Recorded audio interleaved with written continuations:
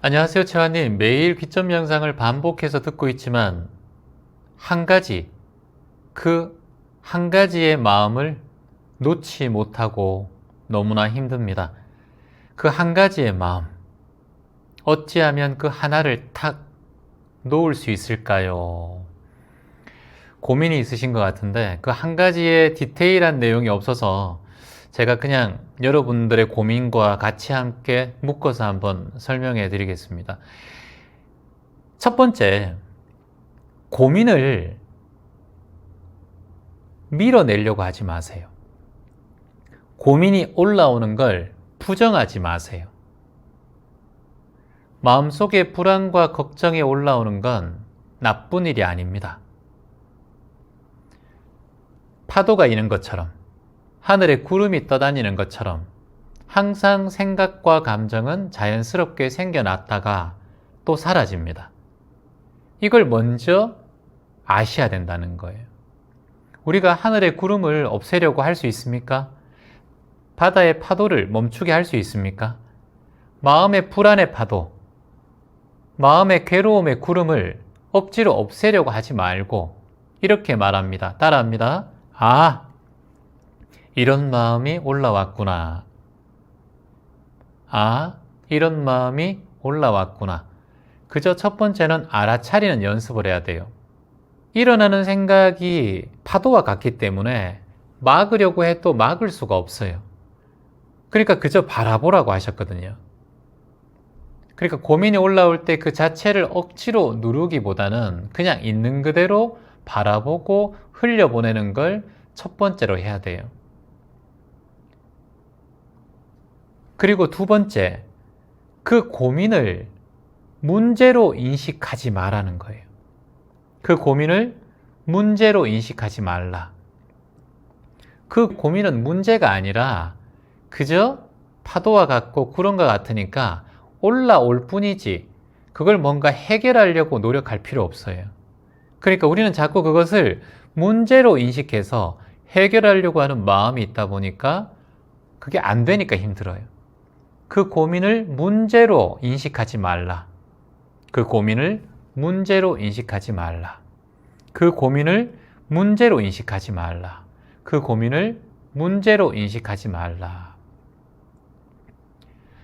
감정이 자꾸 올라오고 힘든 건 그것을 해결하려고 하는 문제로 인식하기 때문에 우리의 마음이 자꾸 작동을 해요. 자, 그리고 세 번째, 고민이 일어나는 걸 내 마음이 작동하고 있다라고 긍정적으로 받아들이라는 거예요. 고민이 있다라는 건 내가 지금 살아있다는 거예요. 마음의 작동이 잘 되고 있다라는 거예요. 자, 고민이 올라올 때 어떻게 한다? 세 번째, 내 마음이 작동이 잘 되고 있구나. 우울이나 공황이 있는 사람들, 정신의 병이 있는 사람들, 그냥 건강한 고민은 잘 올라오지 않아요. 계속 우울하고 망상이 일어나고 그리고 또 그 스트레스 속에 살아요. 근데 건강한 고민은 좋은 거예요. 적당한 스트레스는 인간들에게 더욱더 건강하게 만드는 그 호르몬을 만들 수가 있어요. 그래서 고민이 다 나쁜 건 아니에요. 아, 내 마음이 지금 잘 작동하고 있구나 라고 이렇게 생각하시면 돼요. 그 감정과 싸우지 않는 것, 그 고민과 싸우지 않는 것. 그래서 가장 중요한 것은 그 고민을 문제로 인식하는 것. 거기에서 탈출해야 돼요. 문제가 아닙니다. 당연한 거예요. 그래서 고민이 올라올 때 그 고민이 올라오는 감정과 싸우지 않고 알아차림하고 그 고민을 포용하세요. 따라해 봅니다. 나는 내 고민을 포용한다. 나는 내 감정과 싸우지 않는다. 나는 내 고민을 포용한다. 내 감정과 싸우지 않는다. 이걸 꼭 기억해 주시면 좋겠습니다. 자, 질문 하나가 더 있는데, 안녕하세요, 채화님. 저는 곧 중학생이 되는데 제가 인성이 안 좋아서 그런지 자꾸 주변에서 친구들이 안 좋은 소리를 합니다. 잘하고 싶어도 친구들이 떠나갑니다. 곧 새학기가 되어서 새로운 친구를 만나는데 모든 스트레스가 더해집니다. 걱정이에요. 부디 모든 것이 잘 되길 바라고 어떻게 하면 이 상황을 이겨낼 수 있을까요? 라고 질문 주셨습니다. 새로운 시작을 앞두면 중학생뿐만 아니라 우리는 누구나 고민과 걱정이 있을 수밖에 없습니다. 이렇게 고민을 털어놔 주셔서 감사합니다. 새 학기가 되고 새 친구를 만나고 새 직장을 만나고 또 새로운 환경에 적응하기 위해서는 걱정이 일어날 수밖에 없죠. 하지만 이런 모든 기회들이 내 인생을 성장시키는 동력이다라고 생각해야 돼요. 그러니까 고민과 걱정은 곧 나에게 성장의 동력이다. 성장 동력이다. 이걸 또 한번 이겨내고 또 고민을 해결해 나가면 내 마음이 더 커지기 때문에 모든 것은 기회로 받아들여야 됩니다. 친구들이 본인에게 인성이 좋지 않다라는 말을 했다고 해요. 근데 그건 친구들의 입장이에요. 그러니까 그 생각을 먼저 내려놓기. 인성이 좋지 않다라고 얘기한 생각부터 내려놓기. 그건 남의 생각이다. 남의 감정이다. 이걸 아셔야 돼요. 인성이 안 좋다는 얘기 듣고 속상하지 않을 사람 없죠. 근데 그건 상대의 평가예요. 상대의 평가에 내 인생 모두를 걸 필요 없어요. 상대의 평가는 상대의 평가일 뿐이에요. 내 인생이 아니에요? 우리는 누구나 완벽한 삶을 원하고 누구나 멋지고 험담을 듣지 않는 인생, 손가락질 받지 않는 인생을 원해요. 하지만 지금 본인이 이렇게 명상을 만나고 중학생으로서 마음 공부를 하고 있다는 그 자체가 너무나 훌륭한 시작이라고 할 수 있어요. 그리고 내가 뭔가 실수하고 내가 잘못된 게 있으면 과감하게 고칠 수 있는 사람이 되어야 더 큰 존재가 될 수 있어요. 그것을 두려워할 필요가 없어요. 옛말에 이런 말이 있어요. 적어볼까요? 즉, 물, 탄, 개. 과즉 물탄개. 과즉 물탄개. 잘못이 있으면 고치기를 두려워하지 말라. 잘못이 있으면 고치기를 두려워하지 말라. 잘못이 있으면 고치기를 두려워하지 말라. 남 탓할 필요 없어요. 과즉 물탄개란 말처럼 고치면 돼요. 나는 더 나아지는 과정이다. 과정일 뿐이에요. 세상은 완성이 없어요. 누구나 과정일 뿐이에요. 그래서 나는 더 나아지고 있다. 그런 과정 속에 있다. 그리고 나에게 말해야 돼요. 이미 잘하고 있어, 나야. 과정 물탄개. 고치면 돼. 나는 충분해. 세상에 완벽이란 없어. 난 지금 그대로 온전한 존재야. 나야 괜찮아. 한번 해보자. 이렇게 마음 내는 것이 첫 번째 마음가짐이라고 할 수 있어요. 자, 두 번째 마음가짐을 말씀드릴게요. 친구랑 또는 직장 동료 또 여러분의 인연관계랑 이 관계성을 지금의 눈으로, 지금의 시각으로 바라보지 말고 새로운 관계로 바라보라는 거예요. 뭐라고요? 새로운 관계로 바라보라.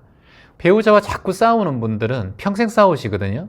터닝 포인트에서 새로운 관계로 바라보면 좋아요. 친구의 관계가 어려운 이유는 다양한 상황과 인연이 있어요.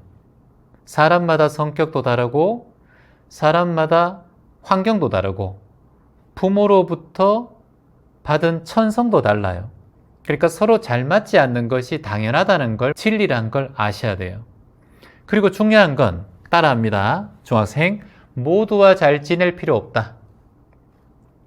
모두와 잘 지낼 필요 없다. 모두와 잘 지낼 필요 없다라는 거예요. 누가 모두와 잘 지내요? 모두와 잘 지낼 것 같으면은 저도 친구가 많았을 거예요. 물론 이곳에 계신 모든 분들이 제 친구지만 저도 중고등학교, 대학교 시절 때 만나는 친구는 지금 없어요. 여러분이 친구일 뿐이지. 그래서 모두와 지나치게 잘 지낼 필요가 없다. 모두와 잘 지내려고 애쓸 필요도 없다. 이걸 기억하셔야 돼요. 잊어버리면 안 돼요. 뭐 대신 마음이 통하는 친구 1명 정도 있으면 돼요. 1명이 없으면 귀점명상 가족이 있잖아요. 이런 질문을 많이 받아요. 최환님, 저는 친구가 없어요. 뭐 직장 동료 중에서도 제 편이 아무도 없습니다. 최환님, 어떻게 하면 사람들과 잘 사귈 수 있고, 어떻게 하면 사람들과 오해 없이 이렇게 서로 인간관계를 잘 맺으며 살 수 있을까요? 저 주변에는 사람들이 항상 떠나요. 이런 질문을 받은 적이 있는데, 제가 그분에게 드렸던 말씀이 뭐냐면, 내가 사람을 구하려고 하는 마음이 지금 집착이라는 거예요. 그거 좀 애쓰지 마세요. 내가 준비되면 인연은 찾아옵니다. 여러분께서 저와 함께 이렇게 밤에 공부를 하고 함께 서로의 스승이 되어서 함께 공부하는 마음으로 여러분이 찾아오셨잖아요. 저는 이 유튜브라는 곳에서 귀점명상센터를 열고 희망을 파는 사람들이라는 봉사단체를 만들어서 머물러 있었지만 여러분이 찾아오신 거잖아요. 여러분 덕분에 이곳이 유지되고 있고 더 많은 희망을 전 세계로 퍼뜨리고 있어요. 이게 뭐다? 찾아오게 만들면 돼요. 왜 내가 자꾸 찾아가요? 그리고 찾아온 사람은 가장 좋은 인연이 될 수 있어요. 그 찾아온 사람은 당연한 인연이 아니라 나와 평생 친구라는 걸 잊지 않으셔야 돼요. 고마움을 잊지 않으셔야 되고. 그래서 친구를 억지로 만들려고 하지 말고 내가 나 자신답게 살고 내가 준비가 되면 인연이 찾아온다. 따라하겠습니다. 내가 준비가 되면 인연이 찾아온다. 내가 준비가 되면 인연이 찾아온다. 내가 준비가 되면 인연이 찾아온다. 그래서 억지로 친구 만들려고 애쓰지 말고 지금 본인다운 모습으로 항상 친절과 진실한 마음. 뭐라고요? 친절과 진실. 뭐라고요? 친절과 진실. 나는 진실되게 사람을 대한다. 나는 친절한 마음으로 사람을 대한다. 이거 2개면 끝이. 진실하고 친절한 마음. 이게 중요해요. 우리가 소친배겸 하거든요. 소통하고 친절하고 배려하고 겸손한 마음. 이걸 소친배겸. 귀점명상 우리 대학생들의 학칙이잖아요. 마음이잖아요. 그러면 모든 것이 자연스럽게 흘러가고 친구도 있을 친구는 다가오고 떠날 친구는 떠난다. 그리고 마지막으로 하나 더 말씀드리면 3번째로 스트레스가 자꾸 올라오잖아요. 그러면 여드름도 생기고 학업도 성적도 자꾸 떨어져요. 스트레스가 생길 때 대처하는 방법을 하나 알려드리면 스트레스에 미리 대비하는 연습을 해야 돼요. 마음의 근력을 키우고 탄력성을 키우셔야 돼요. 그러려면 간단한 명상들을 하면 좋습니다. 하루에 5분이라도 정기적으로. 명상을 하기 힘들면 귀점 명상을 귀에 자꾸 들려줘요. 예를 들어서 오늘도 좋아진다. 나는 나를 아끼고 사랑한다. 나는 나를 믿는다. 난 소중한 존재야.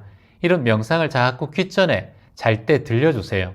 그러면 나도 모르게 누군가로부터 상처를 받고 힘들었던 감정들이 억지로 참고 억지로 막 밀어내려고 하는 마음들이 이런 화건들과 명상의 말씀을 통해서 점점 더 흘러가고 내 무의식이 정화되는 걸 느낄 겁니다. 하루아침에 되진 않겠지만 꾸준하게 노력하면 많은 도움이 돼요. 자, 같이 함께 따라합니다. 우리 중학생. 나는 새롭게 시작할 준비가 됐다. 나는 새롭게 시작할 준비가 됐다. 나는 지금 그대로 괜찮다. 나는 지금 그대로 괜찮다. 모든 것이 조금씩 좋아지고 있다. 모든 것이 조금씩 나아지고 있다. 새 학기와 새 직장 또는 새로운 인연을 만날 기회를 걱정보다 여러분 좀 기대하고 설레는 마음으로 저는 바라봤으면 좋겠습니다. 여러분 안에, 학생 안에 이미 내가 충분한 존재인 걸 믿어 의심치 않아야 돼요. 그것만으로 내 인생은 바뀌고 내 인연관계와 사람관계 바뀝니다. 그 씨앗이 어디에 있다? 친구에게 있는 게 아니라 내 안에 있다. 어디에 있다? 내 안에 희망의 씨앗이 있다. 그 씨앗은 분명 자란다. 내 앞날에 희망의 씨앗으로 내 인생의 희망의 열매로 자랄 것이다. 그게 바로 나다. 파이팅! 고맙습니다. 안녕하세요. 저는 첫 번째 상대는 마마보이였습니다. 그래서 저는 이혼을 했습니다.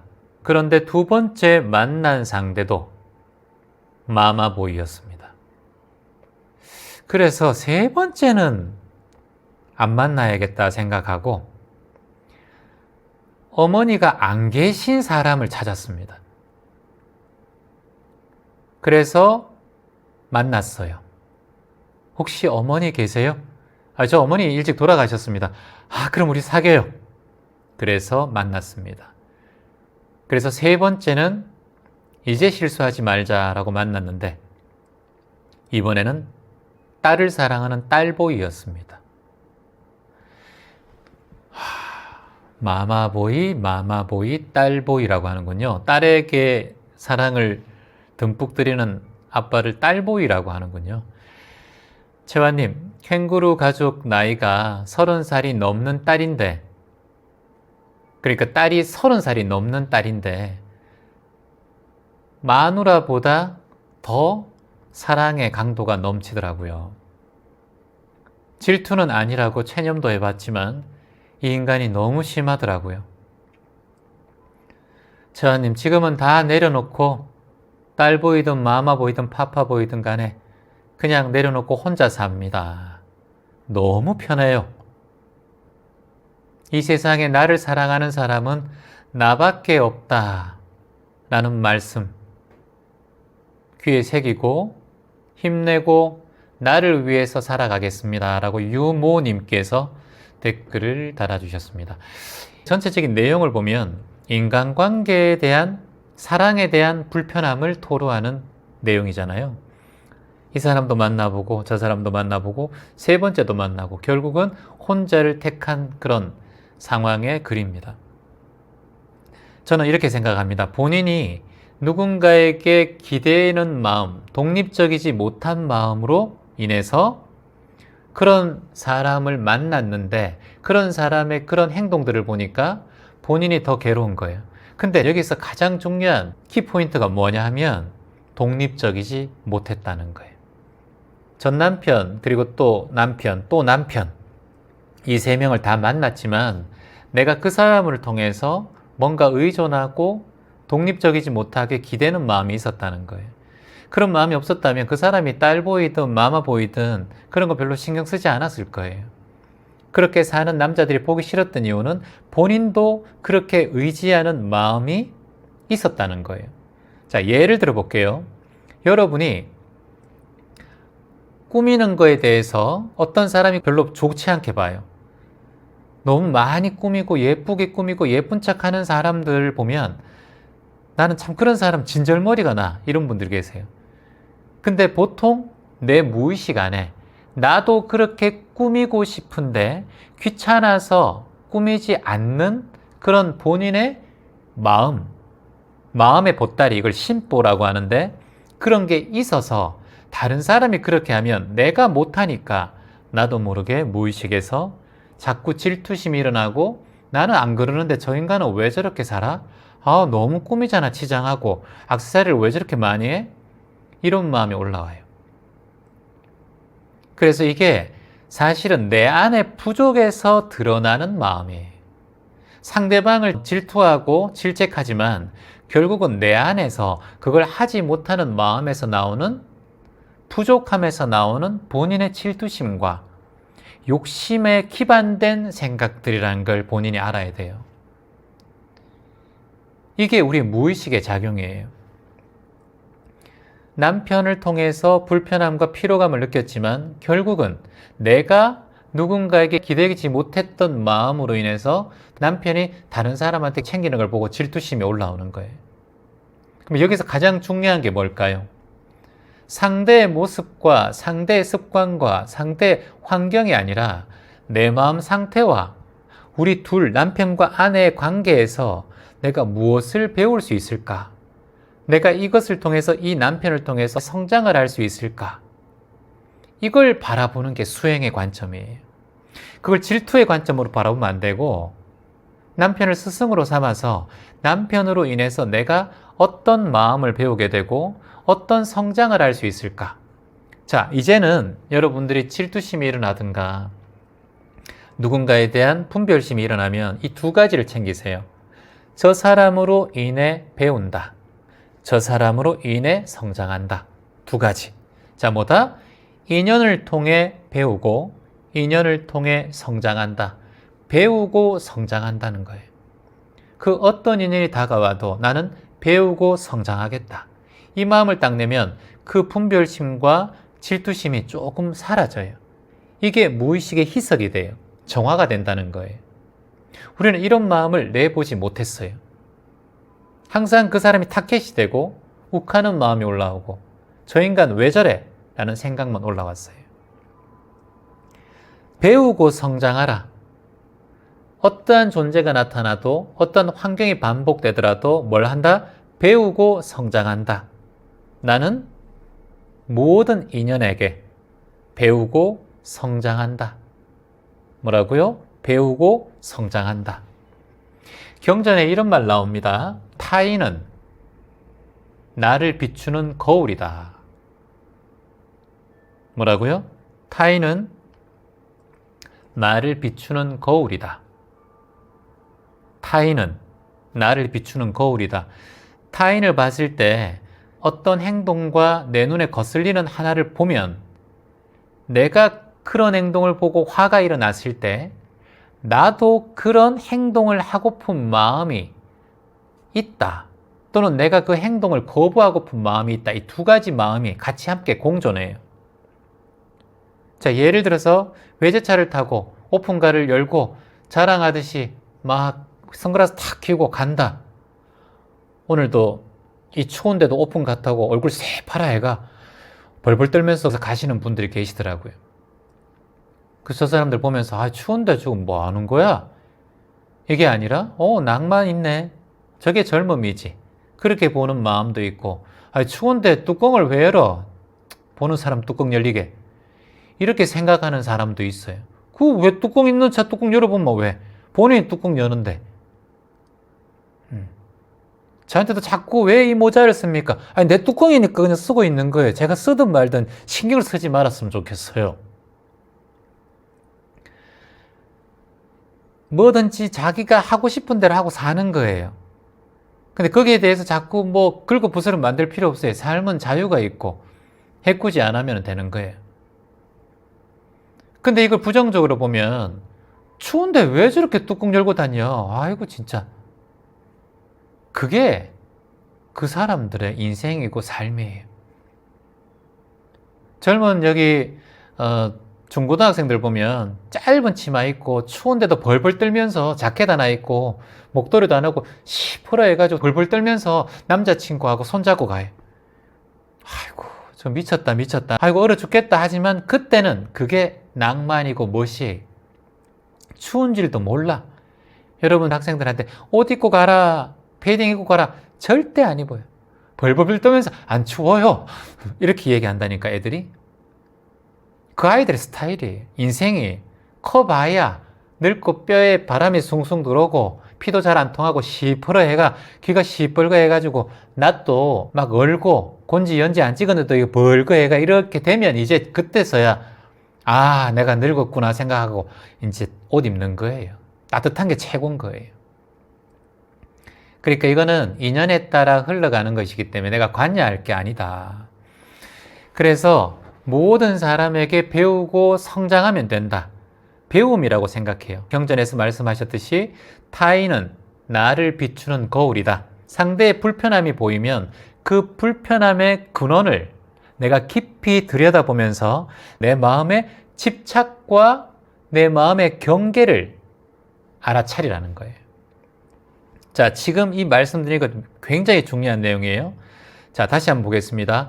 상대방의 부족함과 상대방의 불편함이 느껴질 때 많죠? 우리가 인생에. 그럴 때 어떻게 해야 된다? 불편함과 괴로움의 근원, 뿌리를 들여다본다. 이게 뭐예요? 무의식을 관찰한다는 거예요. 내가 왜 이런 마음이 자꾸 일어날까? 결국은 내가 오픈카를 한 번도 몰아보지 못해서 상대적 박탈감과 그저 오픈카를 타보지 못했던 마음, 오픈카의 뚜껑을 눌러보지 못했던 마음이 뭔가 부족함과 아쉬움이 있다라는 거예요. 그래서 그렇게 다니는 사람을 보면 왠지 질투심이 일어나고 불편하다는 거예요. 그게 어디 있다? 나도 모르는 무의식 안에 있다. 자, 그것이 바로 내 마음의 부족에 대한 집착이에요. 부족에 대한 집착.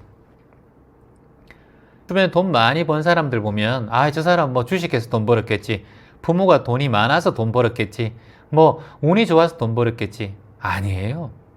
그런 사람은 몇 프로도 안 돼요. 진짜 인생에 열심히 살고 뒤도 돌아보지 않고 앞만 보고 쉬지 않고 달린 사람들이 돈을 벌고 열심히 해요. 대부분의 많은 사람들은 그만큼 노력하고 벌어요. 거기에 대한 질투심 있는 사람들은 야, 저렇게 돈 벌었을 거야, 이렇게 자신의 부족함에 대한 집착을 상대적 박탈감에 그걸 투영시켜요. 그래서 본인을 자꾸 힘들게 해. 돈을 정식으로 벌었는데도 뭐 뒷돈으로 벌었을 거야, 뭐 운이 좋아서 벌었을 거야, 그렇게 자꾸 돈에 대한 부정적인 생각을 하니까 돈이 내 옆에 오나? 오지 않지. 항상 돈이나 행운에 대해서 난 운이 없어 이렇게 생각하는데 어떻게 운이 오겠어요? 어떻게 그게 끌어당김의 법칙이라는데 비슷한 것끼리 끌어당기잖아요. 유유상종이잖아요. 여기 여러분 명상하시는 분들이 계시니까 제가 명상하는 사람이잖아요. 도박하는 사람들은 도박 사이트에 가고 주식하고 코인하는 사람들은 코인하는 유튜브 볼 거 아니에요. 여기 봉사하고 나눔하고 여러분 명상하시는 분들이 계시니까 여기 다 같이 모여서 이루고 있잖아요. 우리가 유유상종이라고. 이게 끌어당김이에요, 여러분. 그래서 내가 어디에 집착하고 있는가, 내가 무엇에 집착하고 있는가, 내가 누군가를 질투심이 느껴지고 누군가가 불편함이 느껴질 때 내 마음의 부족함에서 발생되는 집착심이 나의 마음을 힘들게 한다. 그 사람이 문제가 있다 없다? 없다. 오픈카 문제 없어요. 그러니까 거기에 내 부족한 심리를 투영시키지 마라. 그건 너무나 비굴해지는 삶의 인생길이다. 자, 그래서 질문자님 같은 경우는 누군가에게 의존하는 마음이 있어요. 남편 3분에게 의존했어요.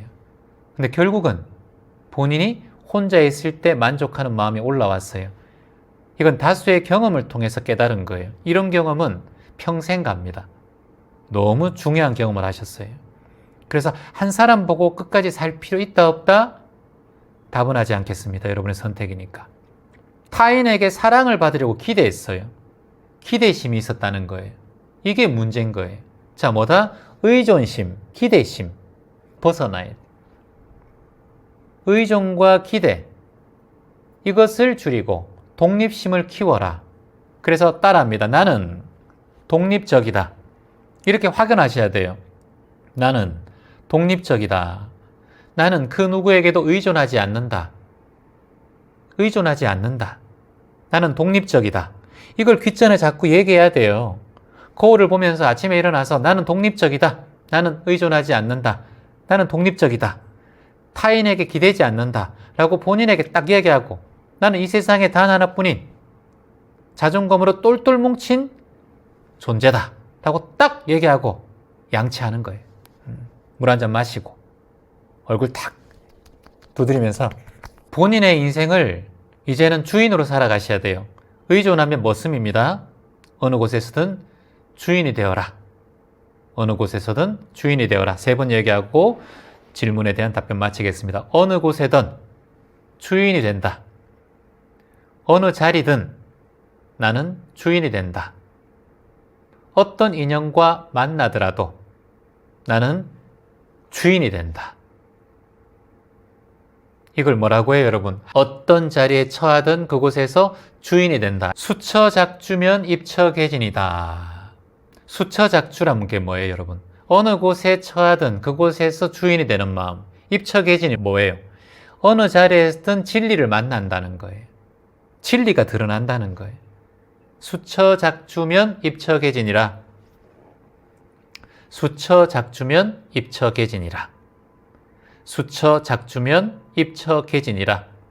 어느 곳에든 주인이 된다. 어느 곳에서든 주인이 된다. 어느 곳에서든 주인이 된다. 감사합니다. 채화님, 외로움은 자유로움입니다. 라고 말씀하셔서 그런 것 같습니다. 나이 들고 보니 사람 만나는 것도 버겁고, 그리고 힘들고, 기운도 딸려요.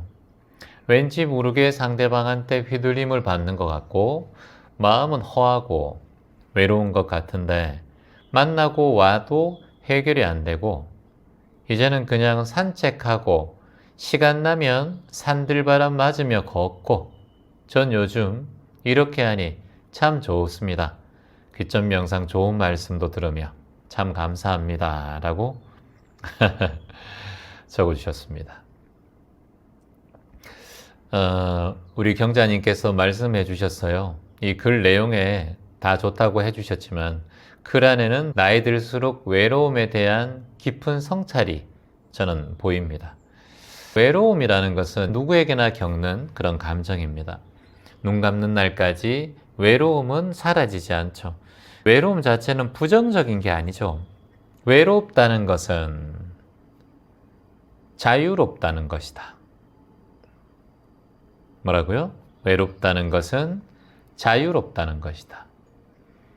그 누구에게도 억압하지 않고 어떠한 선택에도 내가 자유롭게 할 수 있는 순간이 홀로 있는 시간일 수밖에 없다.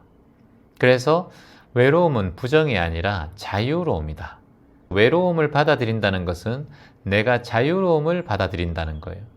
붓다가 한나라의 모든 것들을 다 물려받을 수 있는 왕자였는데 왜 성 밖으로 나가서 출가를 했을까요? 자유롭지 못했기 때문입니다. 그렇게 많은 것을 가지고 예쁜 아내와 자식과 왕, 이 모든 것들을 다 내려놓고 떠난 이유는 자신에 대한 자유로움이 없었다라고 보셨죠. 특히나 생로병사에서 벗어나는 자유, 그걸 해탈이라고 하는데 그것을 찾고 싶었어요. 왜 사람은 늙어가고, 왜 사람은 병들어가고, 왜 사람은 죽을 수밖에 없는가? 죽지 않는 방법은 없는가? 이 생명이 다하는 순간에도 두려움과 괴로움에서 자유로울 수 있는 죽음을 두려워하지 않는 마음. 소크라테스도 독배를 마시면서 죽음을 두려워하지 않았죠. 십자가에 못 박히신 예수님도 두려움 없이 십자가에 못 박히셨어요. 춘다가 공양을 먹고 돌아가시기 전까지 오히려 두려워하지 않고 춘다의 마음을 걱정하신 성인들의 마음, 이 모든 것이 죽음을 초월한 자유로움에서 받아들였다고 저는 생각합니다. 외로움 이 자체가 부정적으로 다가오는 이유는 한 가지예요. 자, 여러분께서 혹시 외로움을 느끼시는데 나는 외로운 감정이 너무 싫어, 또는 외롭다라는 이 느낌과 생각들이 나에게 너무 불편해, 이런 분들은 내 무의식 안에 한 가지의 의식이 자리 잡아 있어요. 그 의식이 본인이 발견하지 못하기 때문에 괴로움이 반복되는 거예요.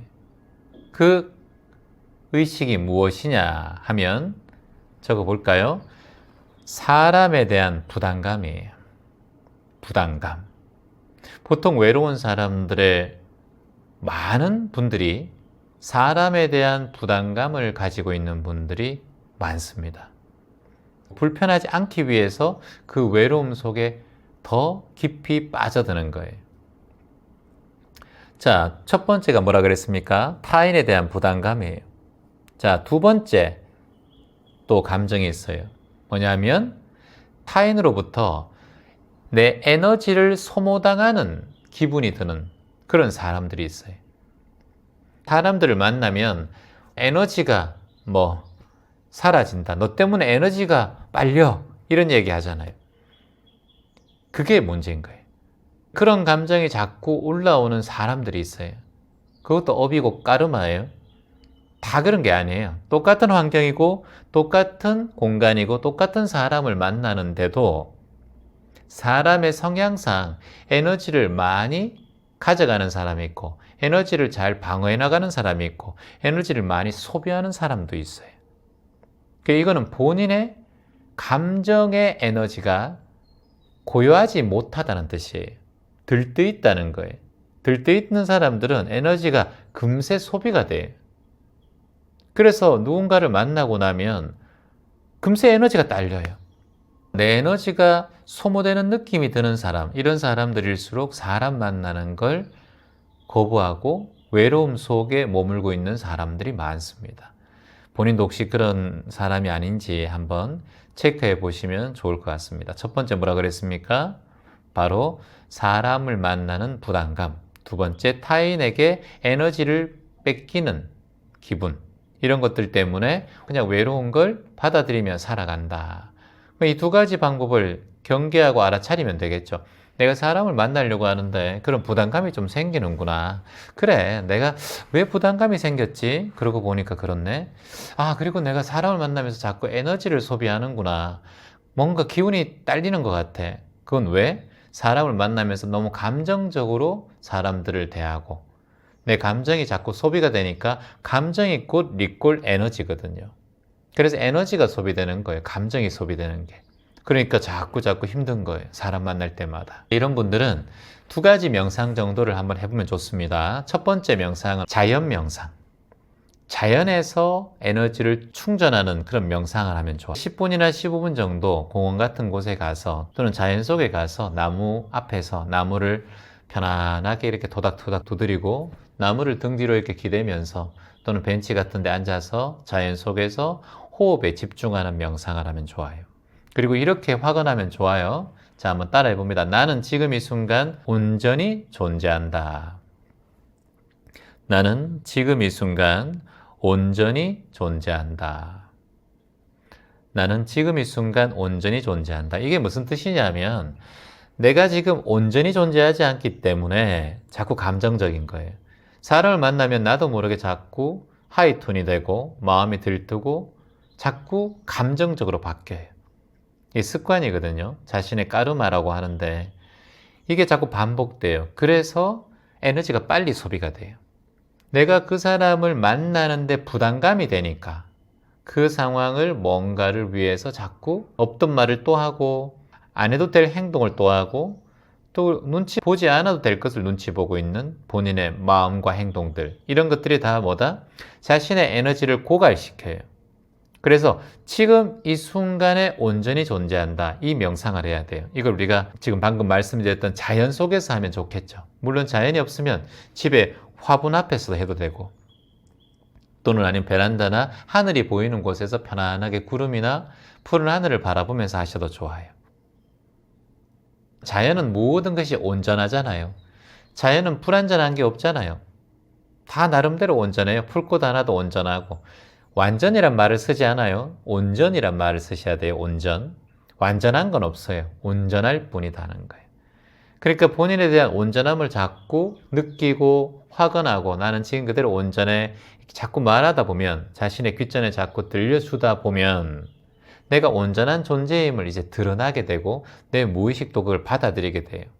그렇게 되면 남에 대한 잘 보이는 마음, 남에 대한 눈치나 감정에 올라오는 것들이 점점점 옅어져요. 그러면 사람이 있든 없든 큰 반항을 하지 않아요. 움직이지 않는다는 뜻이에요. 물론 시간이 조금 걸리겠지만 이건 반드시 좋아지는 효과들이에요. 그래서 제가 여러분들 귓전에 또는 여러분 말로 확언하고 수시로 호흡을 통해서 그런 말들을 반복하시라는 거예요. 들숨에 나는 날숨에 온전하다. 이런 말을 자연 속에 걸으면서도 왼발에 나는 오른발에 온전하다. 이렇게 걷기 명상을 하면서도 하는 거예요. 자, 두 번째 권유하고 싶은 명상은 고요 명상이에요. 고요 명상. 외로움이라는 것을 느낄 때 오히려 그 느낌을 억누르고 거부하지 말고 그런 마음이 딱 일어났을 때 조용히 앉던가 조용한 곳을 걷던가 이렇게 한번 말해봐요. 이 외로움이 나를 자유롭게 만든다. 이 외로움이 나를 자유롭게 만든다. 이 외로움이 나를 자유롭게 만든다. 걷기 명상을 한다면 왼발의 이 외로움이 그리고 오른발의 자유로움을 만든다. 보통 걷기 속도가 이렇게 걷는다면 이 외로움이 자유로움을 만든다. 이 외로움이 자유로움을 만든다. 이렇게 하다가 외로움이라는 말을 빼요. 나는 자유롭다. 이렇게 바뀌는 거예요. 왼발의 나는 오른발의 자유롭다. 좀 빨리 걸으면 나는 자유롭다. 이렇게 걷는 거예요. 나는 자유롭다. 그러니까 걸으면서 외로움이라는 말 자체가 내 무의식에 새겨지면 좋진 않아요. 처음에는 내가 외롭다고 느끼는 그런 마음이 있기 때문에 외로움이라고 표현하지만 그 말에 대한 의미가 점점 옅어지면 그냥 걸을 때마다 나는 자유롭다, 나는 자유롭다, 나는 자유롭다 이렇게 말하면서 걸으면 돼요. 자, 첫 번째 명상은 자연 명상이라고 그랬어요. 자연 명상할 때 나는 온전하다, 지금 이 순간 온전하다 라고 자꾸 반복하고, 두 번째 고요 명상이라고 했어요. 나는 이 외로움이 나를 자유롭게 만든다. 고요한 게 자체가 자유로움입니다. 외로움 자체가 자유로움이에요.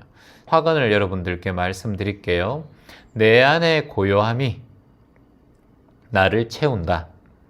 지금 내가 겪는 이 마음, 외로움은 고요함이란 말이죠. 막 사람이 많고 5일장 시장바닥에서 외로움을 느끼는 사람 있나요? 잘 없어요. 막 춤추는데 외로움을 느끼는 사람이 잘 없을 거예요. 뷔페 식당 가가지고 10만 원짜리 뷔페 먹는데 외롭다고 느끼는 사람 잘 없어요. 그러니까 내가 외롭다고 느끼는 순간은 대부분 다 고요한 순간이에요. 외롭다라는 말을 고요라고 바꿔요. 표현하는 걸. 자꾸 나는 외로워 죽겠어, 나 외로움을 많이 타, 그런 말을 자꾸 하면 내 무의식 자체에서 너 외로운 사람이야 라고 명령하는 거예요. 말이 시가 된단 말이죠.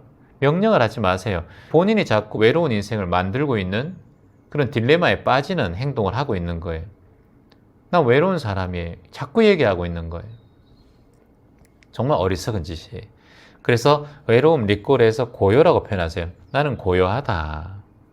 고요가 곧 또 리콜에서 평온이거든요. 곧 평온하고, 평온한 게 곧 리콜에서 자유거든요. 나 자유롭다. 자유가 곧 리콜에서 해탈이란 말이야. 나 해탈이구나.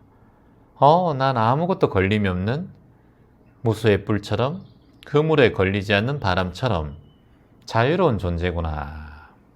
그리고 두 번째 와그는 이 고요가 나를 치유한다. 고요하고 평온한 곳에서 보통 치유가 일어나요. 고요한 자체가 우리에게 치유를 불러일으켜요. 고요함은 곧 평온함을 불러들이고, 평온함이 곧 치유를 불러들인다. 그리고 마지막으로 하나 더 화근하면 좋은데, 고요한 순간이 가장 소중하다. 고요한 순간이 가장 소중하다. 고요한 순간이 가장 소중하다. 어제 여기 많은 분들이 오셨어요. 30여 분이 오전부터 거의 저녁 7시까지 이곳에서 마마라고 시상식하고 했어요. 전 그 순간순간에도 고요했어요. 제 마음은 혼잡하지 않고 시끄럽지 않았어요. 그냥 고요한 순간이에요. 그래야만 그 에너지를 계속해서 유지할 수가 있어요. 시상식 진행해야 되죠. 노래 불러야죠. 또 실시간 방송했으니까 채팅 봐야죠. 기부한 것도 확인해야죠. 여러분 댓글 봐야죠. 여기 35명이 앉아서 그 사람들 응대해야 되죠. 질문 해답해야 되죠. 방송 진행해야 되죠. 즉문즉답해야 되죠. 또 새로운 사람들한테 또 와주셔서 감사하다고 인사드려야 되죠. 모든 것을 다 바라보면서 마음은 고요해요. 그래서 피곤하지가 않아요, 별로. 감정이 많이 올라갔다 내려갔다 하지 않기 때문에 평온한 마음이 유지되는 힘이 강하면 별로 피곤하지가 않아요. 그래서 많은 일을 할 수 있고, 그리고 많은 일을 하더라도 이렇게 불협화음이 없어요, 별로. 그리고 실수를 많이 하지 않아요. 중요한 것들에 대한 진행에 대한 실수는 별로 하지 않아요. 근데 어디 물건을 잘 놔두고 와요, 제가. 그런 건 실수를 많이 합니다. 별로 중요하지 않다고 생각하는 거는 그냥 별로 신경을 안 쓰는 편이에요. 근데 여기 와서 사람에 대한 인연, 그리고 소중한 인연들, 이런 분들에 대한 인연은 되게 좀 물 흐르듯이 편안하게 하는 편이에요. 마음의 고요함이 계속 유지되기 때문에 고요함을 유지하는 힘 때문에 그게 많은 이런 미팅과 만남을 해도 소통을 해도 강연을 해도 크게 피곤함을 느끼지 못한다. 그걸 여러분께 말씀을 드리고 싶어요. 그래서 외로움이라는 것을 고요함으로 보고 그리고 외로움이라는 것을 자유로움으로 보자. 내 내면과 자신과 연결할 수 있는 그런 기회로 보자. 본인에게 이런 고요함의 순간들이나 외로운 순간이 찾아오면 저는 그걸 사색의 순간으로 보고 자아 성찰의 순간으로 봐서 본인의 고요함을 잘 챙기고 그리고 앞으로 나아가서 많은 인연과 소통하며 세상을 살아가는데 그 고요함을 주축으로 해서 내 에너지를 잘 지키고 불편하고 힘든 사람들이 나로 인해서 쉴 수 있는 그런 쉼터를 만들어주는 그루터기가 되는 사람이 되셨으면 좋겠습니다. 외로움은 자유로움이다. 외로움은 곧 고요함이니 나에게 자유를 주는 시간이다. 고맙습니다. 안녕하세요. 채연이 반갑습니다. 행복한 순간도 내가 만든다 하셨고 불행한 순간도 내가 만든다 하셨어요. 도대체 이해가 안 돼요. 불행한 것도 내가 만들고 행복한 것도 내가 만드는데 그럼 딱 태어났는데 채연님 돈이 많은 부모님 밑에서 태어난 사람은 행복하잖아요. 그건 내가 만든 게 아니고 내가 원해서 태어난 것도 아니고 어쩌다 보니 그런 부모 밑에 태어났고 저같이 가난한 부모 밑에서 태어났으면 타고난 팔자 자체가 불행하고 이건 내가 이곳에 태어나고 싶지 않았는데 가난한 부모님 밑에서 태어났습니다. 채화님 저는 잘 모르겠어요. 왜 이렇게 혼란스러운지요. 네, 말씀 아주 잘하셨어요. 네. 그런 질문이 생길만 합니다.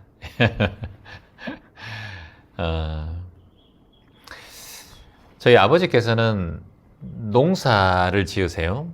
감농사. 그리고 두 번째 하시는 것이 바로 소를 키우는 그런 일을 하셨어요. 어릴 때 제가 느끼기로는 가난하셨던 것 같아요.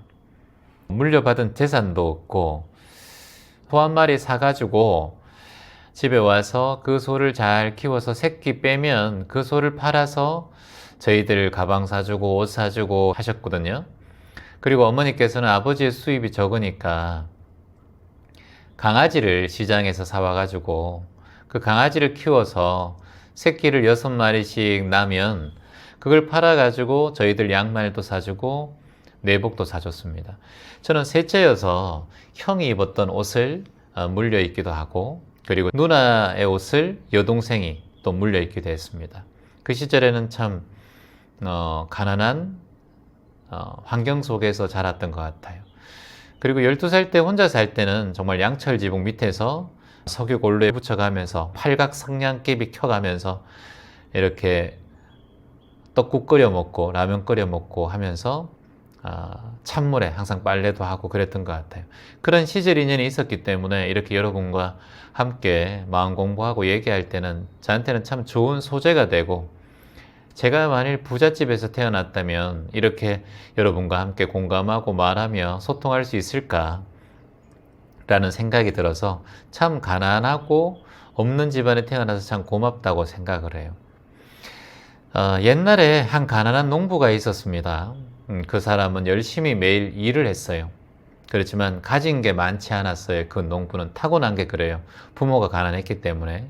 근데 어느 날 이 농부가 자신의 팔자를 탓하면서 한 현자를 찾아가서 이렇게 말했습니다. 현자시여, 당신은 지혜롭다고 얘기를 들었습니다. 저는 타고난 팔자가 가난하고 부모도 가난하고 그 할아버지, 할머니도 가난했습니다. 그러면 전 당연히 가난하게 살 수밖에 없겠죠. 하지만 한 번 사는 인생, 저도 남들처럼 먹고 싶은 거 먹고 입고 싶은 비단 옷도 입고 궁궐 같은 집에서 한번 잠도 자보고 싶습니다. 제 인생은 그런 삶이 찾아오지 않습니까? 결국은 이렇게 살다가 죽는 것입니까? 현자시여. 그러니까 현자가 그렇게 얘기했어요. 네가 지금 말하는 모든 것들은 물질에 대한 부다. 세상은 물질과 그리고 정신적인 것으로 나눈다. 이게 뭔가요, 여러분?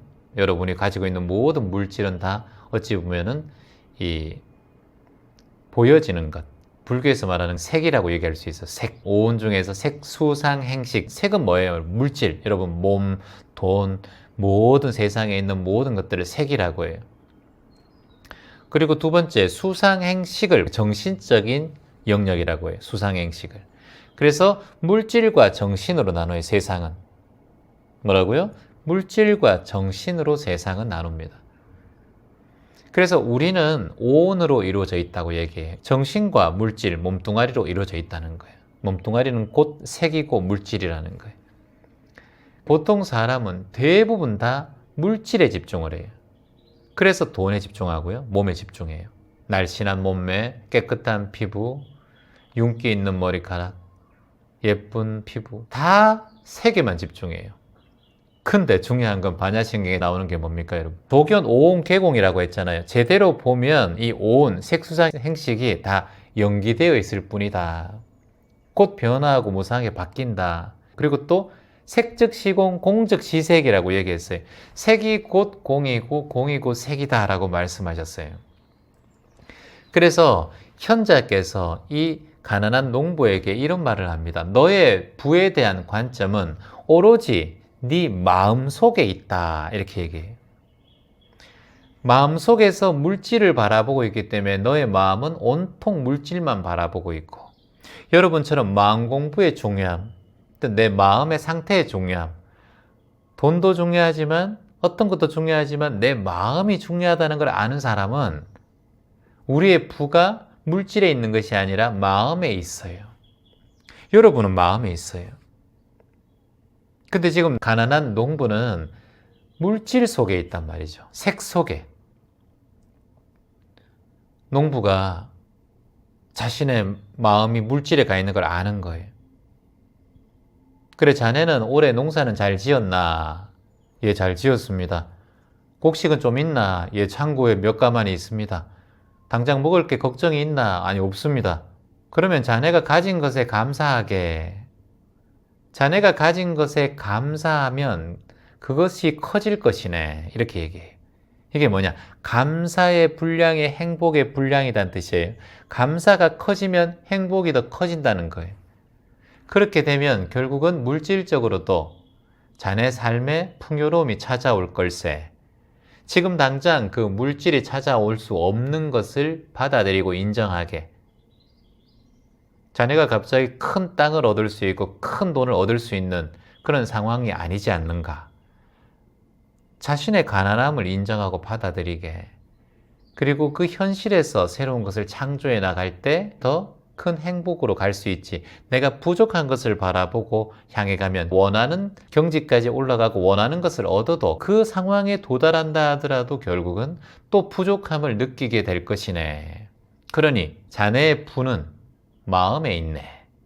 자, 같이 한번 따라해 볼까요? 나의 풍요는 내 마음속에 있다.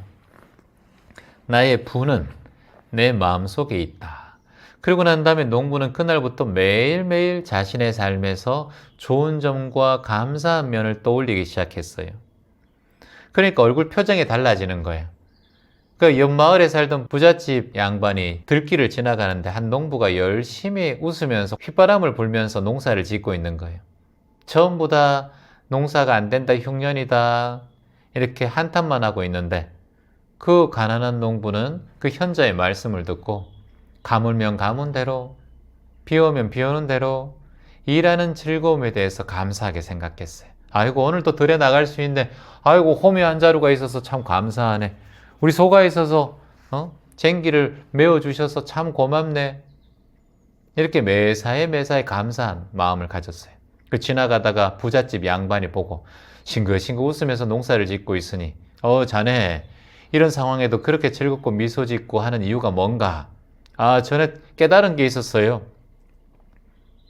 제가 몸이 건강하고 자그마지만 우리 밭을 멜 수 있고 우리 처자식 그래도 먹여 살릴 밭이 있어서 감사하죠. 이렇게 얘기하는 걸 탁 듣고 그 양반집 부자께서 큰 토지를 그 농사꾼에게 빌려줘서 그걸 잘 짓고 잘 개작해서 그 마을에 두 번째 가는 부자가 됩니다. 결국은. 이게 마음의 변화예요. 감사한 것을 찾고 만족한 것을 찾으면 결국은 하늘은 스스로 돕는 자를 돕는다. 많은 사람들이 그 가난한 농부를 존경하고 그리고 도움을 주게 돼요.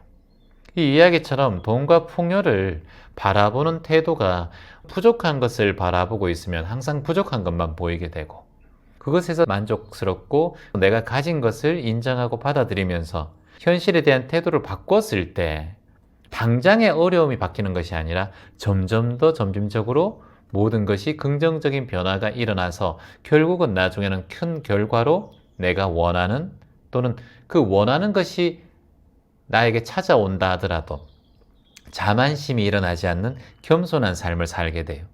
그러면 적이 생기지 않고 내 삶의 모든 면에서 많은 사람들이 나와의 좋은 인연으로 유대관계를 맺어갈 수 있죠. 이게 인간관계예요. 인간관계가 행복해야 진짜 행복이거든요. 아무리 돈이 많아도 내 주변에 사람이 없으면 그건 고통이에요. 다 손가락질하고 다 비하하고 다 질투하면 그 또한 고통이에요. 그러니까 인간관계도 좋아지고 나의 긍정적인 삶의 변화도 일어나는 이런 상황들이 이어질 수 있다. 그러니까 내가 지금 처해진 이런 상황들에 대해서 조금이나마 가볍게 생각하고 새로운 관점의 전환, 감사한 것을 찾고 만족스러운 상황을 자꾸 볼 수 있는 힘을 키우는 것. 그것만으로도 인생의 큰 변화 조금씩 일어날 겁니다. 매일매일 모든 면에서 좋아집니다. 감사합니다. 안녕하세요. 반갑습니다. 삶을 포기하고 싶을 때 채환 선생님을 만나서 귀점 명상을 들으면서 많은 도움을 받고 지금은 행복하게 살아가고 있습니다. 몇 밤이 지나면 60이 되는 나이인데 10여 년 전에 이혼한 친구가 힘들 때마다 전화해서 하소연을 하는데 제가 어떻게 대처를 해야 할지 항상 고민이 됩니다. 누구보다도 열심히 살아왔고 최선을 다해 살아가고 있는 친구인데 늘 부정적으로 생각하고 자신을 비하하고 매사에 자신의 선택을 후회하며 살아가고 있어서 너무나 안타깝습니다. 채환 선생님의 영상을 보내주며 들어보라고 해도 자신은 크리스찬이라고 받아들이지도 않습니다. 하소연을 들어주다 보면 저도 스트레스를 받기도 합니다. 친구에게는 유일한 소통 공간인 제가 친구의 전화를 안 받을 수도 없습니다. 진심으로 친구가 행복해지기를 바라는 마음으로 조언도 해보지만 자기 주장만 내세우고 받아들이지도 않습니다. 전화를 끊고 나면 듣기만 할 걸 상처를 준 것 같아서 후회가 되기도 합니다. 10년 동안 반복되는 이런 상황에서 저는 어떻게 해야 할까요? 재원쌤의 조언이 필요합니다. 친구의 끊임없는 하소연과 부정적인 태도로 인해서 지금 어려움과 괴로움을 겪고 계신 모양입니다. 처음에는 친구를 돕고 도와주고자 하는 마음이 컸지만 동시에 본인도 정신적인 스트레스를 받고 있는 상황이에요. 그래서 이렇게 계속하면 본인도 친구 사이도 모두 다 힘들어지는 그런 이유가 될 듯합니다. 첫 번째 좀 생각했으면 좋겠는 게 자신만의 어떤 경계를 측정해 놓아야 된다고 봅니다. 그러니까 친구의 하소연을 무조건 받아주기보다는 대화 속에서 시간을 제한하는 거예요. 예를 들어서 친구가 전화 오면 보통 1시간 정도 통화를 했다면 지금은 한 20분, 30분으로 줄인다든가 그 타임을 잘 정해놓고 소통을 했으면 좋겠어요. 본인이 지금 힘든 상황이잖아요. 이걸 계속 받으면 친구와의 우정도 깨어질 수 있어요. 그리고 친구가 자꾸 하소연을 하고 그리고 본인의 신세 한탄을 하잖아요. 그것이 본인의 레파토리란 말이죠. 그래서 두 번째로 바꿀 거는 뭐냐 하면 그 친구의 하소연하는 그 주제를 좀 바꿨으면 좋겠어요. 그렇게 얘기를 하면 그 얘기 그래 알았어 그렇구나 하고 야 요즘에 뭐 지금 나라가 좀 시끄러운데 그건 너 어떻게 생각해? 그러다가 정치적으로 또 서로가 이렇게 대립되어 있는 상황이면 더 싸울 수 있겠죠. 명상을 보내줬는데 본인은 크리스찬이라서 명상 안 듣는다 했는데 명상은 도구예요. 도구. 삶을 살아가는 도구. 밥을 하기 위해서는 밥솥이 있어요. 밥솥이 없을 때는 냄비가 있었어요. 밥을 먹을 때는 숟가락으로 먹어요. 숟가락이 없을 때는 나무젓가락으로 먹었을 거예요. 나무젓가락이 없었을 때는 손으로 먹었을 겁니다. 그래서 명상은 도구다. 적어볼까요? 명상은 도구다. 삶을 살아가는데 가장 우리에게 유용한 도구가 바로 명상이에요. 그걸 종교와 연관시켜서 친구가 생각하고 있어서 그게 조금 안타깝네요. 종교와 상관없는 게 명상입니다. 크리스찬이든 누굴 믿든 믿지 않든 명상은 인생의 삶의 도구라고 보시면 돼요. 내가 고통받을 때 우리가 명상을 하면 그 고통이 조금씩 줄어들어요. 내가 머리가 아프면 두통약을 먹으면 좀 줄어들어요. 기침을 할 때 기침약을 먹으면 좀 줄어들어요. 그렇듯 인생의 마음이 아프고 괴로울 때는 이 명상이란 도구를 사용해서 내 마음을 위로하고 챙기는 게 꼭 필요한 조건이라고 볼 수 있습니다. 자, 그래서 친구가 하소연을 하면 먼저 경계를 설정한다가 첫 번째예요. 이 경계를 설정할 때 시간에 제한을 둔다. 옛날에는 1시간 통화했다면 이제는 30분.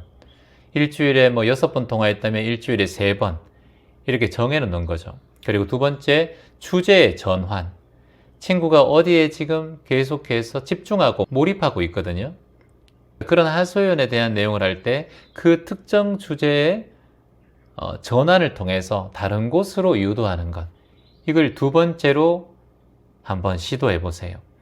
자꾸 이렇게 가면 본인의 정신건강에 좋지 않습니다. 친구도 안 좋고 그리고 본인도 좋지 않을 수가 있어요.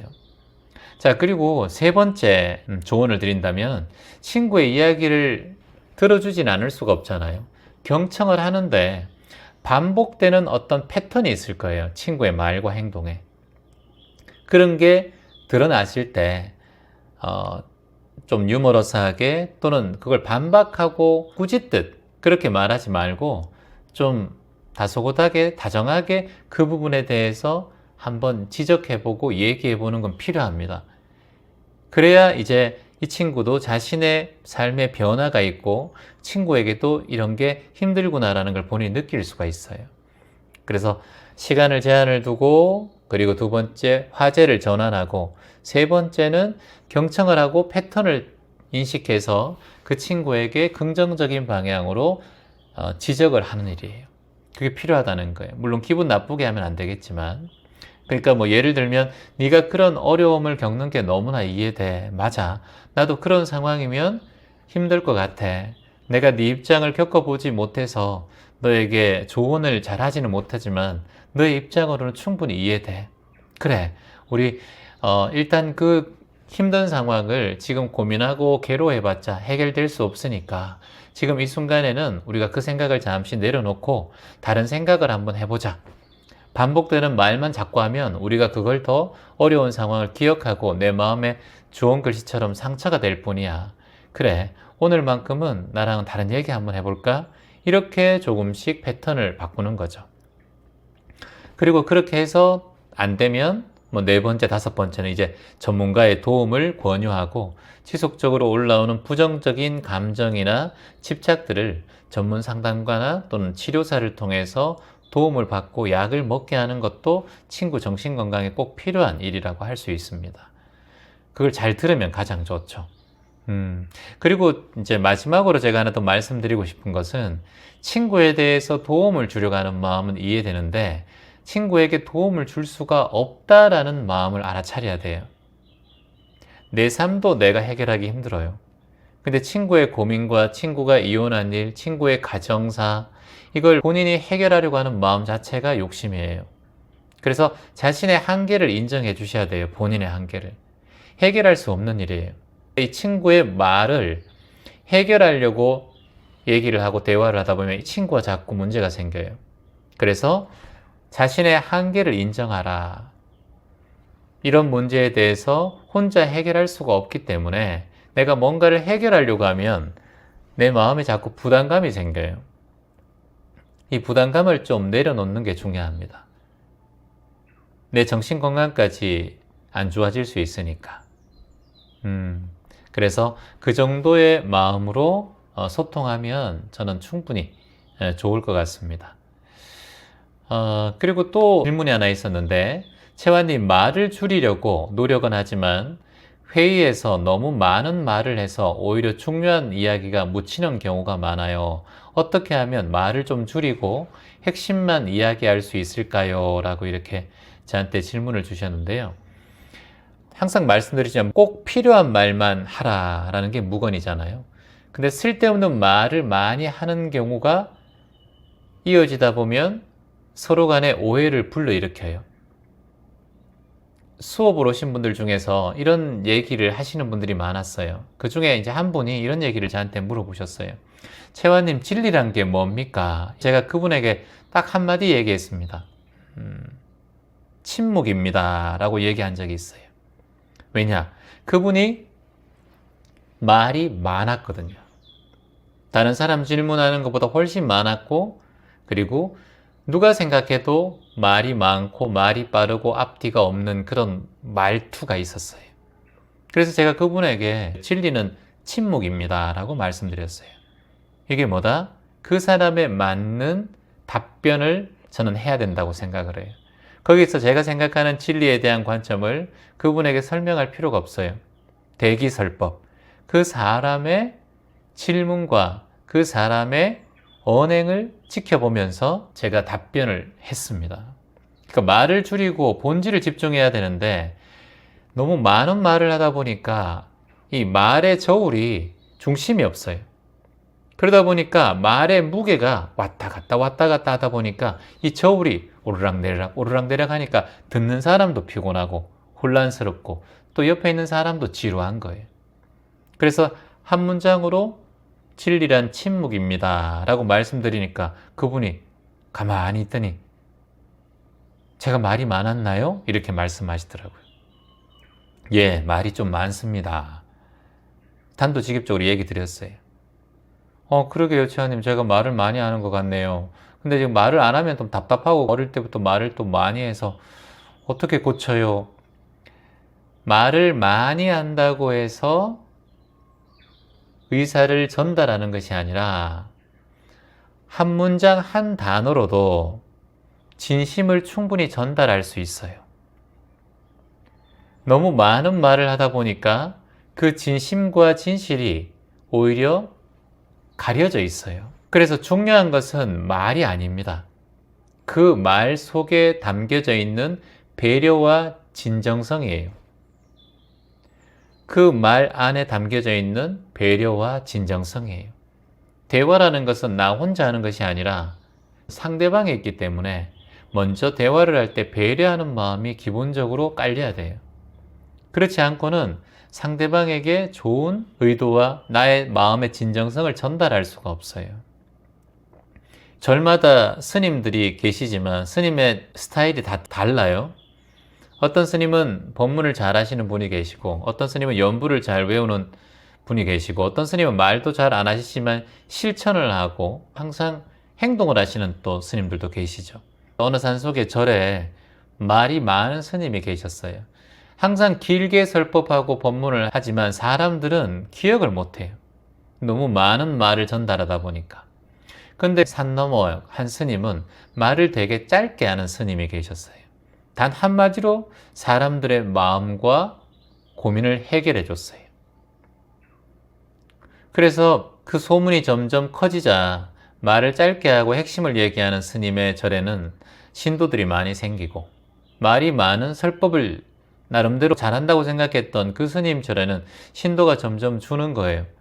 그래서 이래서는 안 되겠다라고 생각하고 이 말 많은 스님께서 말이 적은 그 이웃 동네 산에 절에 가서 스님에게 이렇게 물어요. 아이고 우리 신도들이 이쪽으로 다 갔네.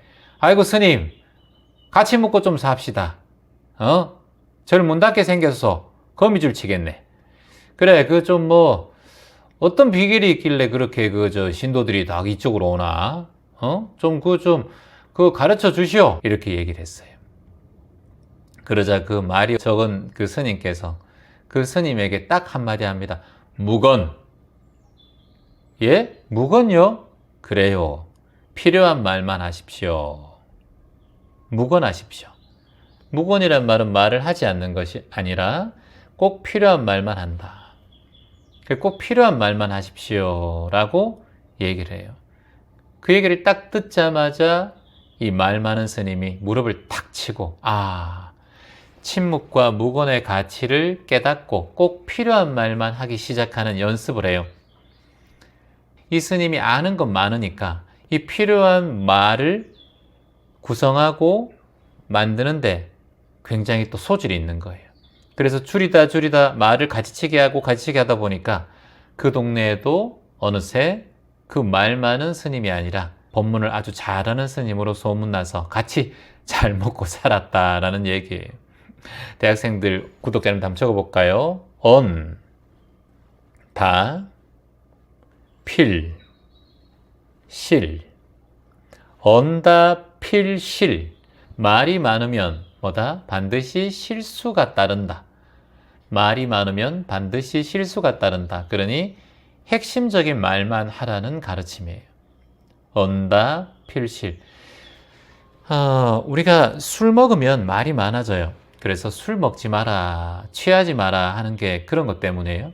술 먹으면 사람을 때릴 수도 있고 언어폭력을 할 수도 있고 안 해야 될 말을 할 수도 있어요. 그래서 필실. 우리가 말할 때마다 조금 말을 줄이고 꼭 필요한 말만 하는 그런 존재가 되었으면 좋겠습니다.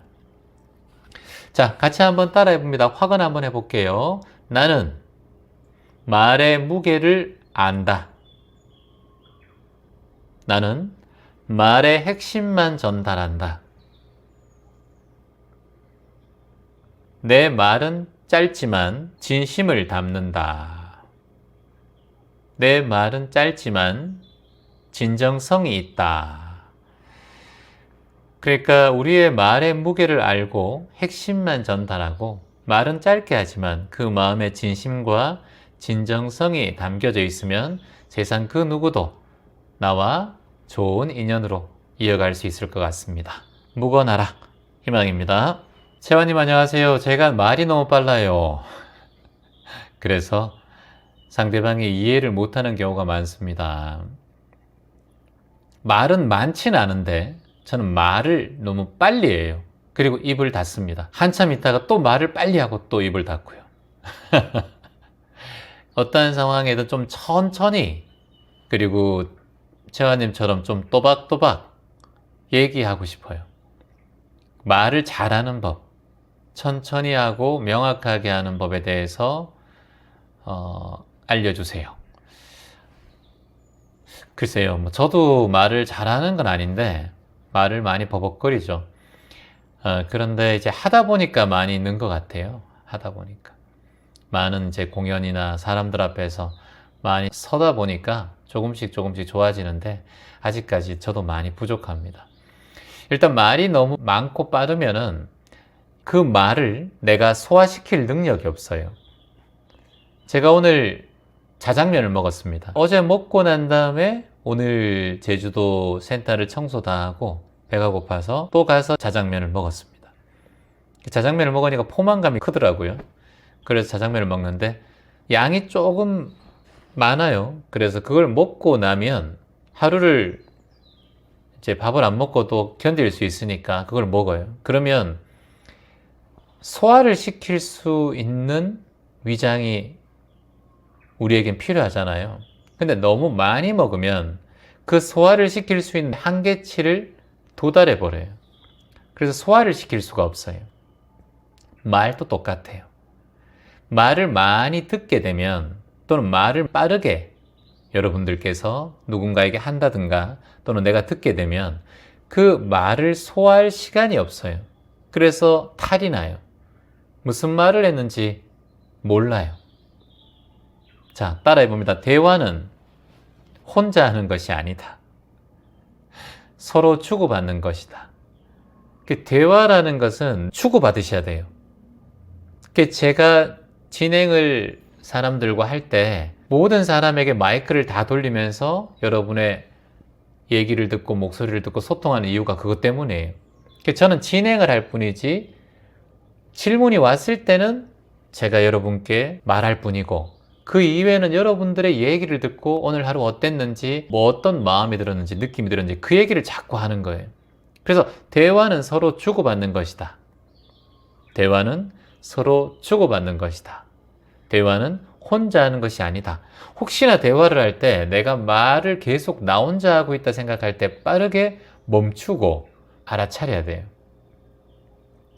제가 아는 한 분이 명강사가 계세요.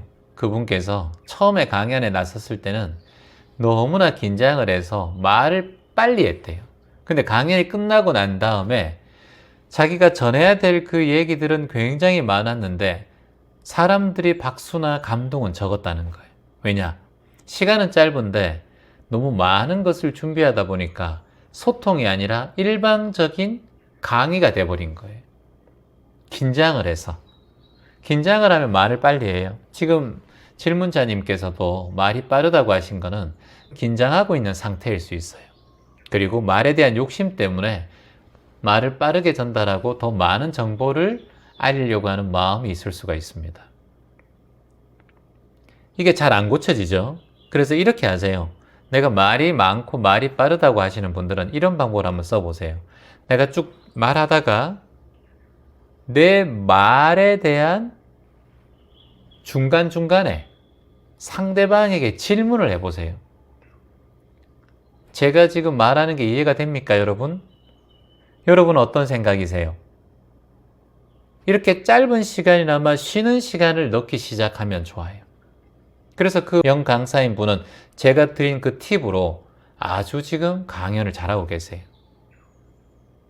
사람마다 달라요. 그 강연자는 말이 빠른 것 말고는 다 잘했어요. 그래서 천천히 말하면 상대방이 내 말을 따라올 수 있어요. 물론 사람마다 달라요. 이게 60대에게 얘기하는 것과 10대에 얘기하는 것은 달라요. 상대방에 따라서 그 말의 스피드가 조금씩 달라져야겠지만 대부분 다 말이 빠르면 탈이 납니다. 제가 아는 시인 한 분 계신데 그 시인분이 참 목소리가 좋아요. 근데 그분의 성격이 좀 급해요. 그래서 그분은 급한 성격을 바꾸기 위해서 시 낭송을 하기 시작했어요. 자신이 제일 고치기 힘들었던 게 빨리 읽는 거였어요. 그래서 그걸 고치기 위해서 시 낭송을 하기 시작했고, 시는 중간중간에 쉼표가 많고 빈 공간이 많잖아요. 시를 빨리 읽으면 감동이 없어요. 시는 천천히 읽어야 감동을 줄 수 있어요. 그래서 그 시인분께서는 매 순간마다 한 구절 한 구절 낭독하는 걸 연습했어요. 그리고 난 다음에 많은 분들에게 시 한 편으로 눈물을 흘리게 하는 그런 유명한 시 낭송 하시는 분이 되셨어요. 그분도 처음부터 그렇게 된 게 아니라 원래는 말이 빨랐고 급한 성격이었는데 시낭송을 통해서 천천히 연습하다 보니까 점점 자신의 급한 성격이 사라지고 점점 더 많은 분들에게 감동스러운 그런 시인이 될 수 있었다고 하셨어요. 자, 이거 한번 적어볼까요? 서, 행, 완, 보. 천천히 걸으라는 거예요. 느긋하게 나가라. 완만하게 천천히 나가라. 그래야 사람들도 더 이해를 시킬 수 있고 상대방도 여유를 가질 수가 있다. 말에는 꼭 필요한 거죠. 자, 같이 함께 이 말을 따라해 보면 좋을 것 같습니다. 여러분 따라해 볼까요? 나는 천천히 말한다. 나는 천천히 말한다. 나는 여유 있게 말한다. 나는 여유 있게 말한다. 내 말 한마디가 상대방의 마음에 깊게 스며든다. 내 말 한마디가 상대방의 마음에 깊게 스며든다.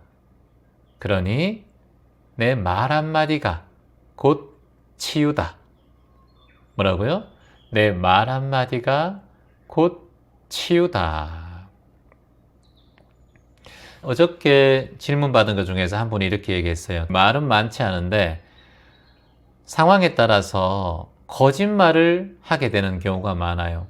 저는 상황에 따라서 거짓말이 꼭 필요하다고 봅니다. 꼭 진실만 말하는 게 좋은 걸까요? 이런 질문이 있었어요. 그래서 제가 그분에게 말씀드렸던 게 거짓말이라는 것이 선의의 거짓말도 있어요.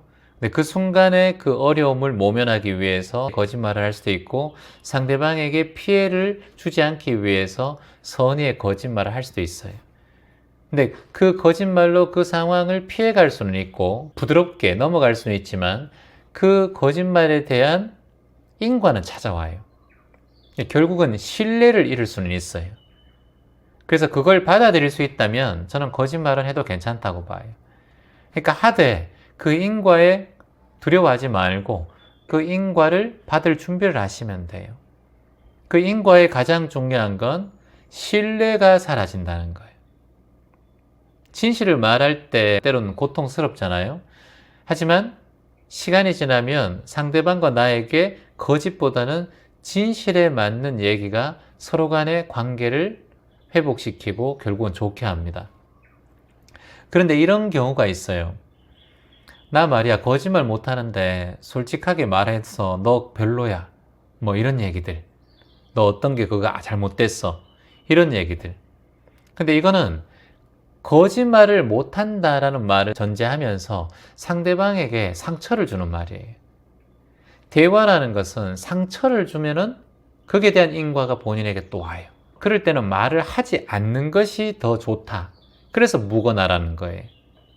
그 사람의 험담을 얘기하고 흠결을 얘기하는데 거짓말을 못해서 나는 얘기할 수밖에 없고 내가 이걸 숨길 수가 없어. 솔직하니까.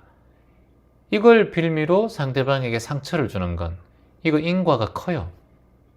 본인의 솔직함을 이제 내세우면서 얘기를 하지만 상대는 상처를 입어요. 그거는 솔직함이 아니라 오히려 칼날과 같다. 그럴 때는 침묵하고 묵언하고 내 말을 줄이는 것이 좋다. 그 꼭 필요한 말 아니거든요. 근데 이런 경우는 있죠. 상대방이 어떤 조언을 구하고 솔직하게 얘기해 달라고 할 때는 그런 얘기를 해주면 돼요. 그래도 그런 얘기 할 때 너무 냉정하게 상대방에게 얘기하는 건 저는 좀 배제했으면 좋겠어요. 말이란 것을 한번 내뱉으면 되돌릴 수가 없어요. 물이 엎어지면 주워 담을 수 없는 것처럼 말보다 더 무서운 게 없어요, 이게. 그래서 말은 칼과 같아요. 모든 걸 다 잘라버린단 말이죠. 조금 어렵더라도 진실과 거짓에 대한 것을 좀 잘 구분하고 본능적으로 말하고 행동하는 것보다 먼저 이 자타불이, 상대방과 내가 둘이 아니니까 내가 만일 상대에게 이런 얘기를 들었을 때는 내가 기분 나쁘지 않을까라는 생각이 든다면 그런 말은 삼가하는 게 좋겠죠. 그래서 신뢰를 근본으로 삼는 게 제일 좋아요. 신뢰를 근본으로 삼으며 묵어나면 그것에 대해서 큰 문제가 생기지 않아요. 진실이 모든 관계의 기본이죠. 그리고 진실을 말하되 그 말, 할 자리와 말을 줄일 자리를 정확하게 구분하면 그거보다 더 감사하고 좋은 인연은 없어요. 같이 한번 따라해 볼까요? 나는 진실된 말로 배려하며 말한다. 나는 진실된 말로 배려하며 말한다. 이거 하나면 끝이에요. 대화법은. 진실되게 말하지만 그 상대방을 배려하면서 대화하는 것. 결국은 배려와 진실은 나와 타인을 평화롭게 한다. 그래서 대화할 때 진정성 있게 얘기하되 상대방에게 배려하는 말이면 저는 대화에 극치를 달릴 수 있다고 봐요. 다른 게 필요 없다고 봅니다. 사람이 진실되고 그리고 상대방을 배려하는데 어떤 대화가 무너지겠습니까? 어떤 대화가 좋지 않을 수가 있겠습니까? 모든 것이 다 평화롭게 흘러갈 것 같아요. 여러분 생각은 어떻습니까? 배려하고 진정성 있게 말합시다. 그 배려 앞에는 친절이 다 들어가 있고 존중이 들어가 있어요. 이해도 들어가 있어요. 그래서 진실과 배려, 이게 우리의 말 속에 항상 뿌리를 내려야 한다라고 생각을 합니다. 고맙습니다.